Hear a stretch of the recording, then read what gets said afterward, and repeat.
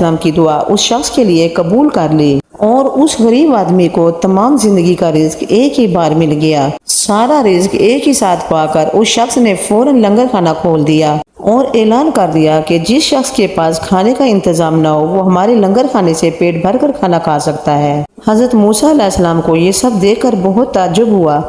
انہوں نے اسے سمجھانے کی بہت کوشش کی، لیکن جب وہ نہ مانا تو آپ مایوس ہو کر چل دیے۔ ایک ہفتہ گزرنے کے بعد جب آپ کا وہاں سے گزر ہوا تو آپ نے دیکھا لنگر خانہ اسی طرح جاری ہے۔ دوسری مرتبہ آپ کا وہاں سے گزر ہوا تو بھی آپ نے اسی طرح لوگوں کو وہاں سے کھانا کھاتے ہوئے دیکھا۔ پھر ایک ماہ گزرنے کے بعد جب آپ وہاں سے گزرے تو آپ نے لوگوں کو وہاں سے کھانا کھاتے ہوئے دیکھا۔ پھر 6 ماہ بعد جب آپ وہاں سے گزرے تو آپ نے لنگر خانہ اسی طرح جاری دیکھا۔ جب آپ نے لنگر خانے میں لوگوں کو کھانا کھاتے دیکھا تو ان کا خیال تھا اس کی دریا دلی کی وجہ سے اس کا سارا رزق جلدی ختم ہو جائے گا، مگر لنگر خانہ اب تک مسلسل جاری